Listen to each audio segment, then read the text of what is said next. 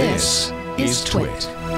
So if you weren't there, if you haven't heard about it, they've offered a way to look at your what you're doing with your iOS device. In a very granular way, how much time you spend on an individual app. Which apps, when you're looking at them, fine. And I think there will be adults who will use this. And I say, okay, let's see in a year how many people are doing it. It's kind of like counting your calories. You can even set a limit on how, like, you've Instagram. You said you only wanted to use it 2 hours a day. You're almost there.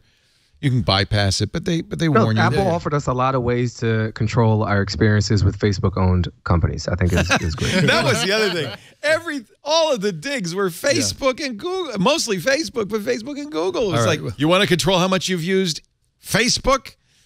We can do it. Sorry, Philip was going to give us a great take. Maybe it's because I grew up in a family that had a lot of controls and a lot of rules and a lot of grounding.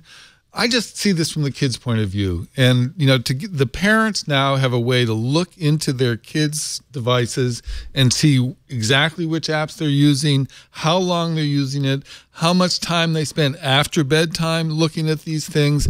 And I think this is horrible. There was a lot of talk about empowering people. Well, they just empowered the man, and it's you're such a hippie. No, I'm in love with this. Kids have rights too. And the kids, how do you think it's going to feel to the kids? And it's not quite as bad as Nixon's marijuana laws, but I think we're going to look back at this time and say this is when a wall got put between the parents and the kids. Your kids did not grow up in the era where they had a mobile device they could take to bed with them. Digital crack rock. And digital crack rock. We're fighting. And my kids didn't either, but I have a 15-year-old now, Lisa's son, my stepson.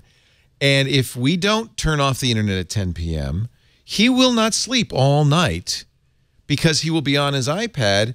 And it's 8 in the morning when we go to get him up for school, he'll say, but I haven't slept yet.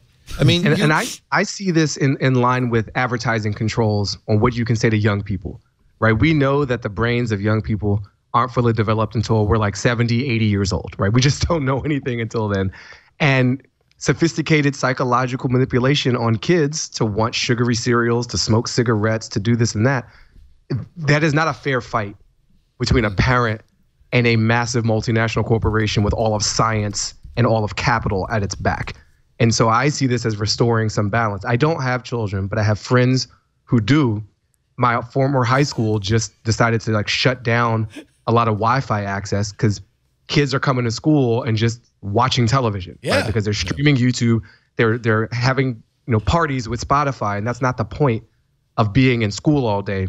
Is just to jam out to some hot tunes. No, that's the point of college. That's where you pay money for that later in life. So I can't speak to this directly from a parent perspective, but I just think we know the science and the manipulation that has gone into making these apps as addictive as possible. And when we think of these supercomputers not as tools, but as cigarettes, as drugs, as sugar, parents have no possible opportunity to help their children resist those urges.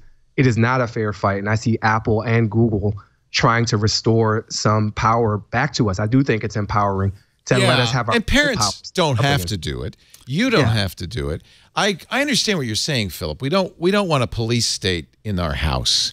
But I always say to parents, look, I'm not going to judge how you raise your kids because you have your own challenges. Except I'm definitely judging, by the way. But I'm going to judge. No. No, but at the same time, it's important that parents understand kids need a place where they can express themselves without somebody looking over their shoulder. They do need a certain amount of freedom.